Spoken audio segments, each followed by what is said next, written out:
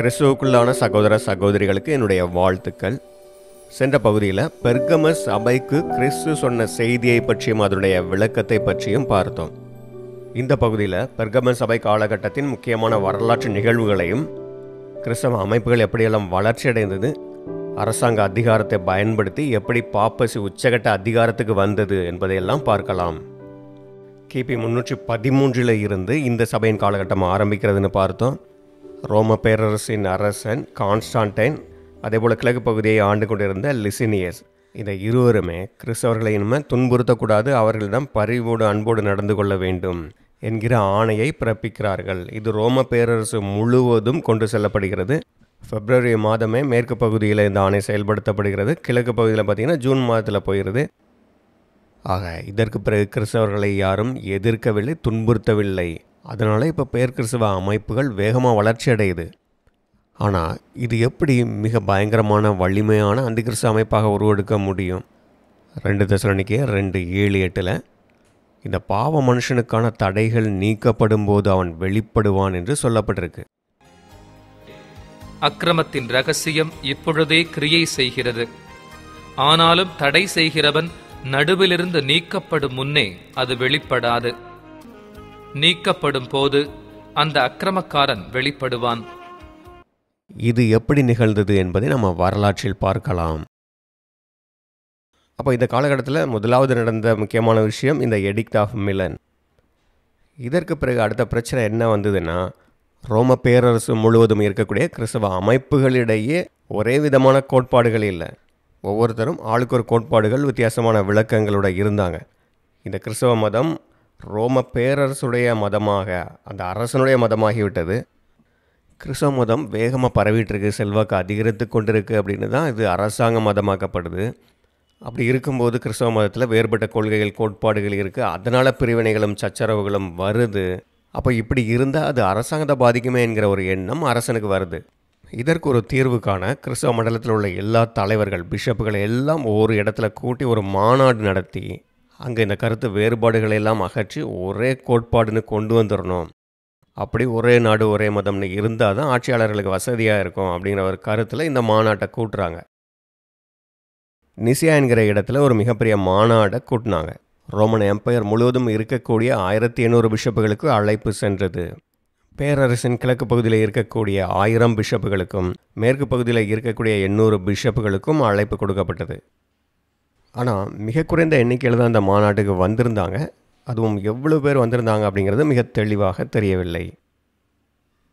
சிசேரியாவை சேர்ந்த எசுபியஸ் 250 பேருக்கு மேலே வந்திருக்கிறாங்கன்னு சொல்கிறாரு. அலெக்சாண்ட்ரியாவை சேர்ந்த அதனாசியஸ் 318 பேர் வந்திருந்தாங்கன்னு சொல்கிறாரு. ஆன்டியோக்கை சேர்ந்த யுஸ்டாத்தியஸ் அப்படிங்கிறவர் 270 பேருக்கு மேலே வந்திருக்கலாம்னு சொல்கிறாரு. அன்றைய காலகட்டத்தில் இந்த மாநாட்டில் 318 பேர் கலந்து கொண்டார்கள் அப்படின்னு பலரும் எழுதுகிறாங்க. ஆனால் பிற்காலத்தில் வந்த வரலாற்று ஆசிரியர்கள் இதை ஏற்றுக்கொள்ளவில்லை. இது வேண்டுமென்றே சொல்லப்பட்ட எண்ணிக்கையாக நினைக்கிறாங்க. ஏனென்றால் ஆதியாகமம் 14:14 ஆபிரகாமோடு இருந்த அவருக்கு ஊழியம் செய்யக்கூடியவர்கள் 318 பேர் என்று சொல்லப்பட்டிருக்கு. அதனால் இந்த மாநாட்டை கூட்டி அரசனுக்கு ஆதரவாக இருந்தவர்கள் தங்களை விசுவாசத்தின் தகப்பனாகிய ஆபிரகாமின் ஊழியக்காரர்கள் என்று காட்டுவதற்காக குறிப்பிட்ட இந்த 318 என்கிற எண்ணிக்கையை காட்டியிருக்கலாம் என்று சந்தேகப்படுகிறார்கள்.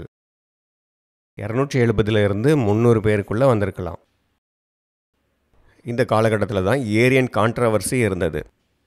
அதாவது இயேசு கிறிஸ்துவுக்கும் பிதாவுக்கும் உள்ள தொடர்பை பற்றிய சத்தியத்தை ஏரியன் சரியாக தான் கொடுக்குறாரு. பிதாவாகிய தேவனிடமிருந்து தான் கிறிஸ்து வந்திருக்கிறார்.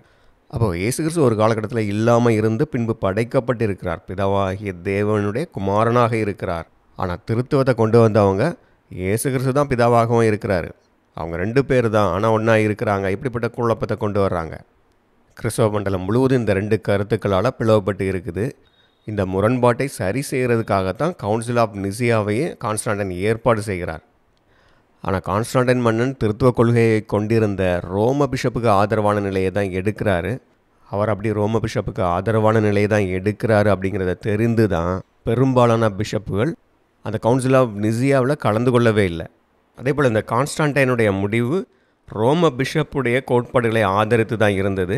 ஏரியஸ் போன்றவர்கள் சொன்ன சத்தியம் தவறு என்று சொல்லி திருத்துவ கொள்கை தான் சரி அப்படின்னு கான்ஸ்டான்டைனால் ஒரு தீர்மானம் கொண்டு வரப்படுகிறது. இதுதான் நிசியா கிரீட். ரோம பிஷப் ஆதரவாக இருந்த பல தப்பறைகளையும் உள்ள கொண்டு வந்து இதுதான் கிறிஸ்தவர்களுடைய விசுவாசம் என்று கிறிஸ்தவ மதத்துடைய கோட்பாடுகளை அறிவிக்கிறாங்க. அந்த கோட்பாடுகளுக்கு விரோதமாக பேசக்கூடியவர்கள் எல்லாருமே மத துரோகிகள் என்பதை ஒரு சட்டமாகவும் அறிவிக்கிறாங்க. இதனால் இந்த காலகட்டத்தில் இருந்து சத்தியத்துக்கு உண்மையாக இருந்தவர்கள் கிறிஸ்தவர்களாலேயே, அதாவது பெயர் கிறிஸ்தவர்களாலேயே துன்புறுத்தப்பட்டார்கள். அன்றைக்கு இந்த நிசியா கவுன்சிலில் கொண்டு வரப்பட்ட இந்த தப்பறைகள், இந்த தீர்மானங்கள் தான் இன்றைக்கு வரைக்கும் பல கிறிஸ்தவ அமைப்புகளுடைய விசுவாச பிரமாணமாக இருக்குது. சிஎஸ்ஐயில் கூட நிசியா விசுவாச பிரமாணம்னு இன்றைக்கும் வாசிக்கிறாங்க. இந்த பெயர் கிறிஸ்தவ அமைப்புகளுடைய வளர்ச்சி மிக வேகமாக இருந்தது. இப்படி தான் இந்த காலகட்டத்தில் பாப்பசி மிக வேகமாக வளர்ச்சி அடைந்தது. அந்தி கிறிஸ்துவுடைய காலகட்டத்தின் ஆரம்பம் இந்த காலகட்டத்தில் தான் இருக்குது. ஒரு காலகட்டத்தில் கிறிஸ்தவர்களை துன்புறுத்தி அவங்கக்கிட்ட இருந்து சொத்துக்களை பிடுங்கி இருந்தார்கள் இல்லையா? அந்த சொத்துக்களெல்லாம் கிறிஸ்தவர்களுக்கு, கிறிஸ்தவ அமைப்புகளுக்கு திரும்ப கொடுப்பதற்கான சட்டங்கள் கொண்டு வரப்பட்டது. இது மட்டும் இல்லை, 321 இன்னொரு ஆணை பிறப்பிக்கப்பட்டது. அது என்னென்னா, அதிக சொத்துக்கள் வைத்திருக்கிறவங்க மரணமடையும் போது அவர்களுடைய சொத்துக்களை எல்லாம் கிறிஸ்தவ அமைப்புகளுக்கு, சர்ச்சுகளுக்கு எழுதி வைக்க முடியும். இதற்கு ஒரு முன்னுதாரணமாக கான்ஸ்டான்டைன் அரசனே அவருடைய ஏராளமான சொத்துக்களை கிறிஸ்தவ சபை அமைப்புகளுக்கு எழுதி வைத்தார். இவருடைய இந்த முன்மாதிரியை பின்பற்றி பல பணக்காரர்கள் அவர்களுடைய ஏராளமான சொத்துக்களை சர்ச்சுகளுக்கு எழுதி வைக்க ஆரம்பித்தாங்க. இப்படி இந்த காலகட்டத்தில் கிறிஸ்தவ சபை செல்வத்தில் இன்னும் பெருகிக்கொண்டே இருந்தது. அடுத்ததாக கான்ஸ்டான்டைன் அரசன் செய்த ஒரு முக்கியமான காரியம் போப்புடைய செல்வாக்கு ரோமில் வளர்ச்சியடைய காரணமாக இருந்தது. அது என்னென்னா, ரோம பேரரசு மிக பிரம்மாண்டமாக பறந்து விரிந்து இருக்குது. இங்கிலாந்தில் இருந்து கிழக்கே யூப்ரட்டிஸ், டைகிரிஸ், பாபிலோன் வரைக்கும் இந்த பேரரசு விரிவடைந்து கொண்டே இருக்குது. இன்னும் கிழக்கு பகுதியில் ஆசியாவில் பெரிய ராஜ்யங்கள் இருக்குது. அதனால் ரோம பேரரசை கிழக்கு பகுதியில் விரிவாக்கம் செய்ய அதிக ஆர்வம் காட்டினாங்க. அப்போது இந்த ஆசியா பகுதிகளுக்கு வரணும், இங்கே அதிக கவனம் செலுத்தணும் அப்படின்னா ரோம பேரரசின் தலைநகர் ரோமில் இருக்குது. அப்படிங்கும்போது அங்கே இத்தாலியில் இருந்து இங்கே வர்றது அதிக தூரமாக இருக்குது. அது ஐரோப்பாவில் மிகவும் உட்பகுதியில் இருக்கிற மாதிரி தெரியுது. ஆல்ப்ஸ் மலைகளெல்லாம் கடந்து போனால் அங்கே இத்தாலிக்குள்ளே இருக்குது. அப்போது இந்த பகுதியில் அதிகமாக கவனிக்கணும்னா ஐரோப்பாவிற்கும் ஆசியாவிற்கும் இடையில் இருக்கக்கூடிய ஒரு பகுதியான கான்ஸ்டான்டினோபிள் நகரை தெரிந்தெடுக்கிறார்கள். அப்போ கான்ஸ்டான்டைன் அரசன் அவருடைய பெயரிலேயே கான்ஸ்டான்டினோபிள் அப்படின்னு ஒரு நகரத்தை அங்கே உண்டு பண்ணி அதை ரோமன் எம்பையருடைய தலைநகராக்கினார். இந்த நகரம் துருக்கியில் ஐரோப்பா கண்டமும் ஆசியா கண்டமும் சந்திக்கிற இடத்துல இருக்குது. கிபி 334 ரோம பேரரசின் தலைநகராக இந்த கான்ஸ்டான்டினோபிள் மாற்றப்பட்டது. கான்ஸ்டான்டைன் அரசனும் அதிகாரிகளும் இந்த நகரத்துக்கு போய் அங்கேருந்து ஆட்சி செய்ய ஆரம்பிக்கிறாங்க. அப்போது ரோம்லேருந்து வெகு தொலைவுக்கு தலைநகர் மாற்றப்பட்டு அரசரும் அங்கே போயாச்சு. இது கிறிஸ்தவ மண்டலத்துக்கே போப்பு தலைவராக வருவதற்கு ஒரு முக்கியமான காரணமாக இருந்தது. ஏற்கனவே ராஜ்யத்தின் மேற்கு பகுதியில் ரோம பிஷப் தான் செல்வாக்கு பெற்றவராக இருந்து அரசருடைய ஆதரவையும் பெற்று, அதனால் மொத்த கிறிஸ்தவ மண்டலத்துக்கும் ரோம பிஷப் தான் தலைவர் அப்படின்னு காட்டிக்கிட்டு இருந்தாங்க. இப்போது கான்ஸ்டான்டினோப்பிளுக்கு தலைநகர் மாற்றப்பட்ட பிறகு போப்புடைய செல்வாக்கு ஐரோப்பாவில் மிக வேகமாக வளர்ச்சி அடைகிறது. கான்ஸ்டான்டைன் அரசன் ரோம பேரரசு முழுவதையும் ஆண்டு கொண்டிருந்தார். இதற்கு பிறகு ரோம பேரரசு கிழக்கு மேற்கு என்று 2 பிரிவுகளாக இருக்குது. இதில் மேற்கு ரோம பேரரசு பலகீனப்பட்டு கொண்டே வருது. ஏனென்றால் வடக்கில் இருந்து ஜெர்மானிக் ட்ரைப்ஸ் அடிக்கடி தாக்குதல் நடத்தி கொண்டே இருக்கிறாங்க. ரோம பேரரசு பலகீனமான ஒரு நிலையில் இருந்தது.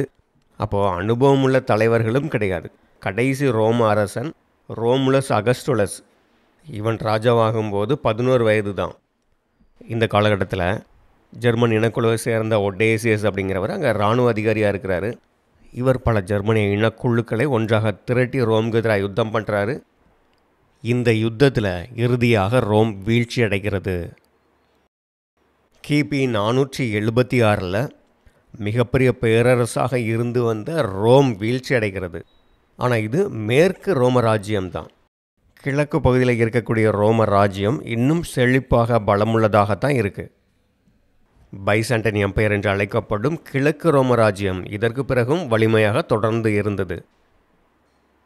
மேற்கு ரோம ராஜ்யத்தில் பல ஜெர்மானிய குழுக்கள் மாறி மாறி ஆண்டு கொண்டு இருக்கிறார்கள்.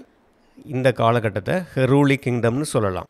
ஹெரூலி என்பது ஒரு பழமையான ஜெர்மானிய இனக்குழு.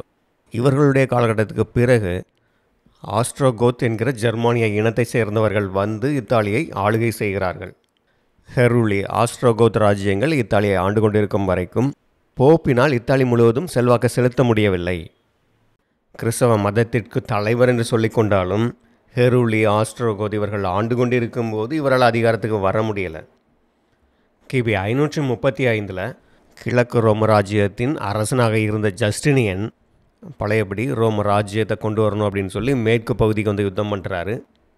இத்தாலியில் ஆஸ்ட்ரோகோத்துக்கு எதிராக யுத்தம் பண்ணி அவங்கள ஜெயிக்கிறாரு. இப்போது இத்தாலி பகுதிகள் எல்லாம் ஜஸ்டினியன் கட்டுப்பாட்டுக்குள்ளே வருது. இந்த பகுதிகளை கவனித்து கொள்வதற்கு அங்கே போப்பு தான் வைக்கிறார். அப்போ இந்த பகுதிகளுக்கு இப்போ போப்பு தான் அங்கே தலைவராக இருக்கிறார். இது மட்டுமல்ல, எடிக்ட் ஆஃப் ஜஸ்டினியன் என்று பல பிரமாணங்களை ஜஸ்டினியன் கொண்டு வர்றாரு. கிறிஸ்தவ மண்டலம் முழுவதும் இயேசு கிறிஸ்துடைய தன்மைகளை பற்றிய அந்த சத்தியத்தில் முரண்பாடுகள் இருந்தது.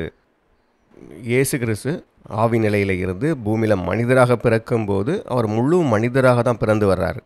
ஆனால் பாப்பசி திருத்துவ கருத்துக்களை கொண்டு வந்ததுனால அவர் தான் கடவுள், அவர் தான் பிதா, அவர் தான் குமாரன்கிற குழப்பத்தை கொண்டு வந்ததுனால அவர் பூமியில் மனிதராக வரும்போதும் தெய்வீக தன்மையோடு தான் இருக்கிறாரு.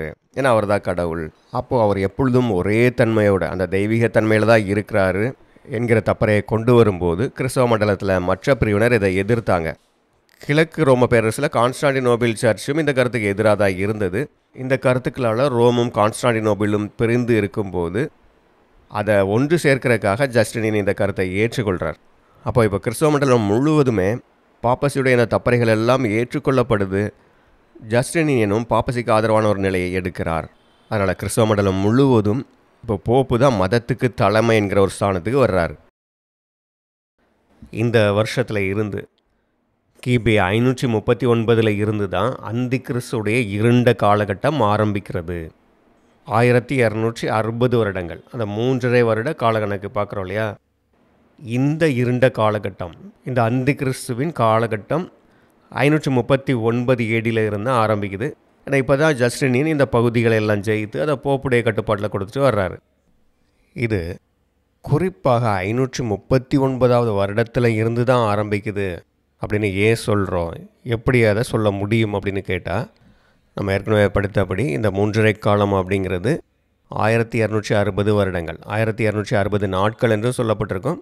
ஒரு நாள் ஒரு வருடம் என்கிற வேதாகம கணக்கின்படி 1260 வருடங்கள் பாவ மனுஷனால் அந்தி கிறிஸ்துவினால் பரிசுத்தவான்கள் ஒடுக்கப்படுவார்கள் என்று நாம் படிக்கிறோம். அதே போல் சத்தியம் கிடைக்காத பஞ்சகாலம் என்றும் வேதாகமத்தில் சொல்லப்பட்டிருக்கு. அப்போ இப்படி பரிசுத்தவான்களை ஒடுக்கி சத்தியம் கிடைக்க முடியாதபடி இருட்டடிப்பு செய்த அந்தி கிறிஸ்துவுடைய அதிகாரம் எது வரைக்கும் இருந்ததுன்னு பார்த்தா, பிரெஞ்சு புரட்சியோட போப்புடைய அதிகாரம் முடிவுக்கு வந்துடுது.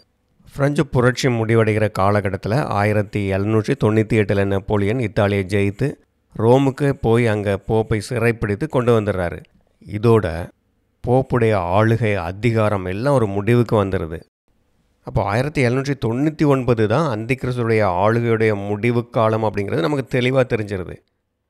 அப்போது அந்தி கிறிஸ்துடைய 1260 வருடங்களுடைய முடிவு 1799 என்றால், அதில் இருந்து நீங்கள் 1260 வருடம் பின்னால் போனால் அது 539வது வருடத்தை காட்டுது. அப்போ இப்போ நமக்கு தெளிவாக தெரிஞ்சிருது, 539 இருந்து 1799 வரைக்குமான 1260 வருட காலகட்டம் தான் அந்தி கிறிஸ்துடைய காலகட்டம். சரி, அப்போது கிபி 539 தான் பாப்பசியுடைய ஆரம்ப கட்டம் அப்படிங்கிறத நாம் தெரிஞ்சுக்கிட்டோம். இப்போ நம்ம முக்கியமாக என்ன பார்த்துட்ருக்கோம் அப்படின்னா, அந்தி கிறிஸ்து வருவதற்கான தடைகள் எப்படி நீக்கப்பட்டது, போப் தன்னை மதத்தின் தலைவராகவும் பின்பு ராஜாக்களுக்கும் மேலாக தன்னை உயர்த்தியது எப்படி என்பதை வரலாற்று ஆதாரங்களோடு பார்க்குறோம்.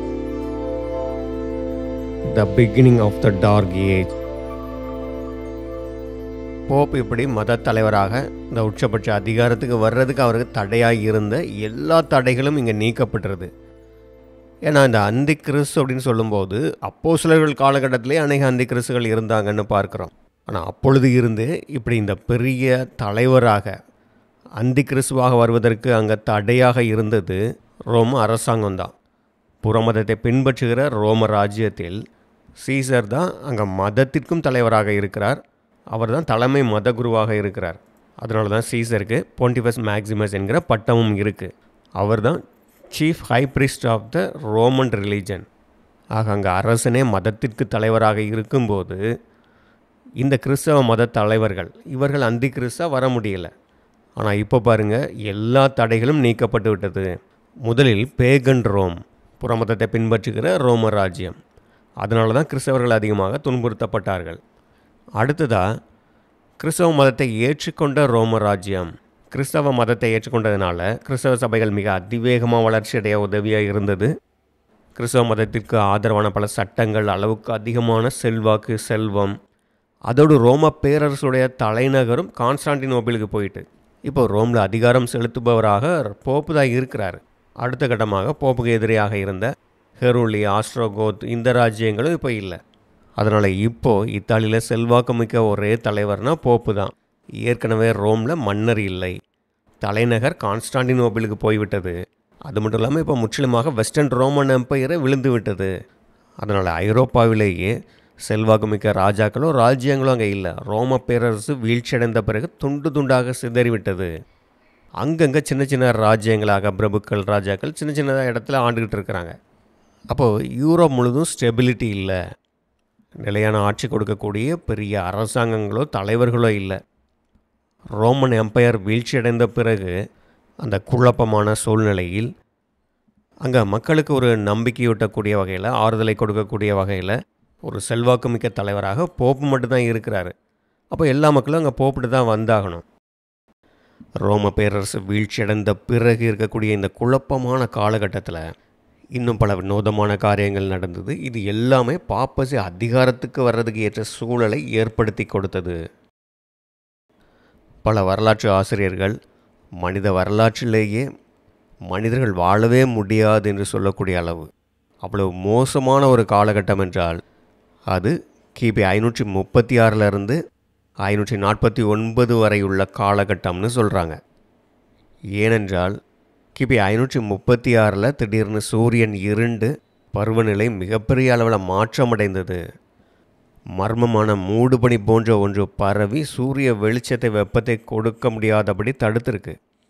இது ஐரோப்பா முழுவதும், மத்திய கிழக்கு பகுதிகள், ஆசியாவின் பல பகுதிகள், சைனா வரைக்கும் இது பரவி சூரிய வெளிச்சம் கிடைக்காம தடுத்திருக்கு.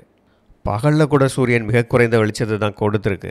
எப்படி நிலா வெளிச்சம் கொடுக்கணும் அந்த அளவுக்கு தான் கொடுத்துருக்கு. அதனால் அதிக அளவு வெளிச்சம், வெப்பம் இல்லாமல் கோடை காலத்திலேயே 1 டிகிரி 2 டிகிரி செல்சியஸ் வெப்பநிலை தான் இருந்திருக்கு. அதனால் குளிர் அதிகரிச்சுட்டு சைனாலெல்லாம் கோடை காலத்திலேயே பனி பொழிந்திருக்கிறது. இதனால் பயிர்கள் விளைச்சலை கொடுக்கலை. கிபி 536 539 வரைக்கும் சரியான விளைச்சல் இல்லாமல் மக்கள் உணவு இல்லாமல் பஞ்சத்தில் கஷ்டப்பட்டுருக்கிறாங்க. இன்றைக்கு ஆராய்ச்சியாளர்கள் இதற்கு காரணம் ஐஸ்லாந்தில் மிகப்பெரிய ஒரு எரிமலை வெடித்து அதிலிருந்து வரக்கூடிய தூசி படலம் இப்படி உலகம் முழுவதும் பரவி சூரிய வெளிச்சத்தை தடுத்திருக்கு அப்படின்னு சொல்கிறாங்க. அடுத்தடுத்து உலகம் முழுவதும் 3 மிகப்பெரிய எரிமலைகள் வெடித்து அந்த எரிமலை கக்கி அந்த புகை தூசியெல்லாம் ஒரு பெரிய மேகம் போல் பூமி முழுவதும் பல பகுதிகளை மூடி இருக்குன்னு சொல்கிறாங்க.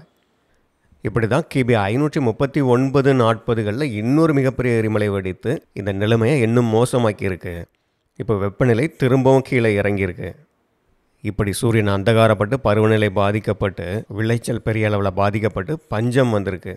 இதன் தொடர்ச்சியாக 541 பார்த்திங்கன்னா மிகப்பெரிய அளவில் கொள்ளை நோய் பரவ ஆரம்பித்தது. இதுவும் மிகப்பெரிய அளவில் பாதிப்பை ஏற்படுத்தியது. ஏராளமான மக்கள் இறந்து போயிருக்கிறாங்க. பைசாண்டன் எம்பையரில் இருந்து இங்கே ஐரோப்பா வரைக்குமே மக்கள் தொகையில் 1/3 மேலே மக்கள் இறந்துருக்கிறாங்க. இது பிற்காலத்தில் 1300களில் பிளாக் டெத்துன்னு ஒரு பெரிய கொள்ளை நோய் வந்தது. அது பரவ காரணமாக இருந்த அதே பாக்டீரியா தான் இங்கேயும் இருந்திருக்கு. எர்சினியா பெஸ்டிஸ் என்கிற பாக்டீரியா இது எலிகள் மூலமாக பரவியிருக்கு. கிழக்கே ஆசியாவில் இருந்து இந்த பாக்டீரியாஸ் வந்திருக்கலான்னு சொல்கிறாங்க. முதலாவது எகிப்தில் இருக்கக்கூடிய ஒரு துறைமுகத்தில் இருந்து தானியங்களை ஏற்றி வர்ற ஒரு கப்பலில் இருக்கக்கூடிய எலிகள் மூலமாக இது யூரோப்புக்கு பரவி வந்திருக்கு. பிறகு கிழக்கில் இருந்து ரோம பேரரசுடைய எல்லா பகுதிகளுக்கும் இந்த கொள்ளை நோய் பரவி இருக்கு. 541 ஜஸ்டினியன் இதனால் பாதிக்கப்பட்டு பிறகு அதிலிருந்து மீண்டு வந்திருக்கிறாரு. இந்த கொள்ளை நோய் அரசியல் பொருளாதாரத்தை மட்டுமல்ல, மத காரியங்கள்லேயும் ஒரு பெரிய பாதிப்பை, மாற்றத்தை ஏற்படுத்தியிருக்கு. உன்னை நான் அணைத்து போடுகையில் வானத்தை மூடி அதன் நட்சத்திரங்களை இருண்டு போக பண்ணுவேன். சூரியனை மேகத்தினால் மூடுவேன், சந்திரனும் தன் ஒளியை கொடாதிருக்கும். 8. நான் வானஜோதியான விளக்குகளையெல்லாம் உன்மேல் இருண்டு போக பண்ணி உன் தேசத்தின் மேல் அந்தகாரத்தை வரப்பண்ணுவேன் என்று கர்த்தராகிய ஆண்டவர் சொல்லுகிறார். இப்படி சூரியன் அந்தகாரப்படுவதாக எசேக்கியேல் 32:7-8 நாம் படிக்கலாம். அதே போல் யோவேல் 2:31, அப்போஸ்தலர் நடபடிகள் 2:20 நீங்கள் படிக்கலாம். கர்த்தருடைய பெரிதும் பயங்கரமுமான நாள் வரும் முன்னே சூரியன் இருளாகவும் சந்திரன் இரத்தமாகவும் மாறும். சூரியன் சந்திரன் என்பது புதிய ஏற்பாட்டையும் பழைய ஏற்பாட்டையும் குறிக்கிறது. அப்போ சூரியனும் சந்திரனும் அந்தகாரப்பட்டு ஒளியை கொடுக்காமல் இருக்கிறது என்றால் கிறிஸ்துடைய நாளுக்கு முன்பு அந்தி கிறிஸ்துடைய காலகட்டம் வரும் என்று நாம் படிக்கிறோம். அப்படிப்பட்ட வேதாகம வெளிச்சம் கிடைக்காத ஒரு இருண்ட காலகட்டத்தை இது அடையாளமாக காட்டுகிறது. இப்படிப்பட்ட ஒரு இருண்ட பயங்கரமான காலகட்டமாக இது இருந்திருக்கு. அப்போது மக்களுடைய மனநிலை எப்படி இருந்திருக்கும்னு யோசித்து பாருங்க. இதற்கு முன்பு ரோம பேரரசு இருக்கும்போது வியாபாரம், போக்குவரத்து, மக்களுடைய வாழ்க்கை எல்லாமே சீரான கதியில் நடந்துட்டு இருந்திருக்கும். ஆனால் ரோம பேரரசு வீழ்ச்சியடைந்த பிறகு எங்கு பார்த்தாலும் யுத்தங்கள், குழப்பம், ஒரு நிலையான அரசாங்கம் இல்லை. இந்த காரியங்களெல்லாம் ஒழுங்குபடுத்துவதற்கு செல்வாக்குமிக்க ஒரு தலைவர், ஒரு ராஜாவோ இல்லை.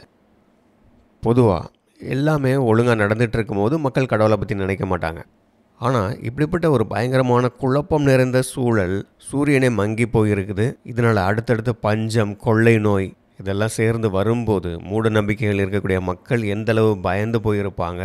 அப்போ இந்த சூழல் யாருக்கு சாதகமாக இருக்கும்னா மத தலைவர்களுக்கு தான். மக்கள் ஏதோ கடவுளுடைய கோபம் அப்படின்னு நினச்சி தங்களை காப்பாற்றிக் கொள்வதற்காக அந்த மத தலைவர்கள்ட்ட தான் ஓடி வருவாங்க இல்லையா? அதனால தான் இந்த காலகட்டத்தில் இருந்து மத தலைவர்கள் போப்புடைய செல்வாக்கு அதிகரித்தது. இதற்கு தற்போல அரசியலிலும் பார்த்திங்கன்னா இந்த காலகட்டத்தில் தான் ஜஸ்டினியன் மேற்கு ரோம பேரரசுடைய பகுதிகளை மீண்டும் பிடிக்கணும்னு சொல்லி யுத்தத்தை ஆரம்பிக்கிறாரு. இத்தாலி முழுவதும் யுத்தம் நடந்து போப்புக்கு எதிராக இருந்த ஆஸ்ட்ரோகோத் ராஜ்யத்தை ஜஸ்டினியன் தோற்கடிக்கிறார். இப்படி கிபி 539 ரோம் முழுக்க போப்புடைய கட்டுப்பாட்டுக்குள்ளே வந்துடுது. அப்போ இப்படிப்பட்ட மிக மோசமான காலகட்டத்தில் ஆஸ்ட்ரோகோத் ராஜ்யம் அங்கே இல்லை. அப்போ அங்கே செல்வாக்குமிக்க தலைவராக போப்பு மட்டும்தான் இருக்கிறாரு. பொதுவாகவே இந்த மாதிரி மக்களுக்கு ஆபத்தான காலகட்டத்தில் மக்கள் கடவுளை நோக்கி தான் ஓடி வருவாங்க இல்லையா? அப்போ அப்படி மத தலைவர்களை நோக்கி தான் மக்கள் வருவாங்க. அப்போது இங்கே ரோமில் போப்பு மட்டும்தான் இருக்கிறாரு. அப்படிங்கும்போது இப்போது ஐரோப்பா முழுவதும் மதத்திற்கான ஒரே தலைவர் என்கிற இந்த ஸ்தானத்துக்கு போப்பு வந்து விடுகிறார். இப்படி தான் பாப்பசி கொஞ்சம் கொஞ்சமாக வளர்ச்சி அடைந்து அதிகாரத்துக்கு வருது. ரோம பேரரசு கிறிஸ்தவ மதத்தை ஏற்றுக்கொண்ட பிறகும் அங்கே மதத்துக்கு தலைவராக அரசர் தான் இருக்கிறார். கான்ஸ்டான்டைன் கிறிஸ்தவ மத நம்பிக்கைகள், அந்த கோட்பாடுகளில் முரண்பாடுகள் இருக்கக்கூடாது, கிறிஸ்தவ மண்டலம் முழுவதும் ஒரே கோட்பாடு இருக்கணும் அப்படின்னு சொல்லி தான் அந்த கவுன்சில் ஆஃப் நிசியா என்கிற அந்த கூட்டத்தை கூட்டுறாரு. இந்த கூட்டத்தில் இறுதி முடிவெடுக்கக்கூடிய அதிகாரமும் அங்கே அரசருக்கு தான் இருக்குது. அப்போது அங்கே போப் மத தலைவராக வர முடியாத சூழ்நிலை தான் இருந்தது. 2 தெசலோனிக்கேயர் 2:7-8 சொல்லப்பட்டபடி தடை செய்கிறவனாகிய அந்த ரோம பேரரசு நீக்கப்பட்ட பிறகு அந்தி கிறிஸ்து அமைப்பு வெளிப்படும். இப்படி தான் முதலில் தடையாக இருந்தது பேகன் ரோம், புறமதத்தை பின்பற்றிய ரோம பேரரசு. அடுத்ததாக கிறிஸ்தவ மதத்தை ஏற்றுக்கொண்ட ரோம அரசு. இப்போது ரோம பேரரசு முற்றிலும் வீழ்ச்சியடைந்து இல்லாமல் போயிட்டு இதற்கு பிறகு வந்த ஹெருலி ராஜ்யமும் வீழ்ச்சி அடையுது. அதற்கு பிறகு வந்த ஆஸ்ட்ரோகோத் ராஜ்யமும் வீழ்ச்சி அடைகிறது. ஏற்கனவே ரோம பேரரசின் தலைநகராகிய ரோமை கான்ஸ்டாண்டினோப்பிளுக்கு கான்ஸ்டாண்டைன் மாற்றினார். இப்பொழுது ஜஸ்டினியன் வந்து ஆஸ்ட்ரோகோத் ராஜ்யத்தை வீழ்த்தி ரோம் நகரத்துடைய முழு கட்டுப்பாட்டையும் போப்புக்கு கொடுத்துறாரு. இப்படி இந்த அரசாங்கம் ரோமுடைய அதிகாரத்தை போப்புக்கு கொடுக்கும் என்பதை தான் வெளிப்படுத்துதல் 13:2 படிக்கிறோம்.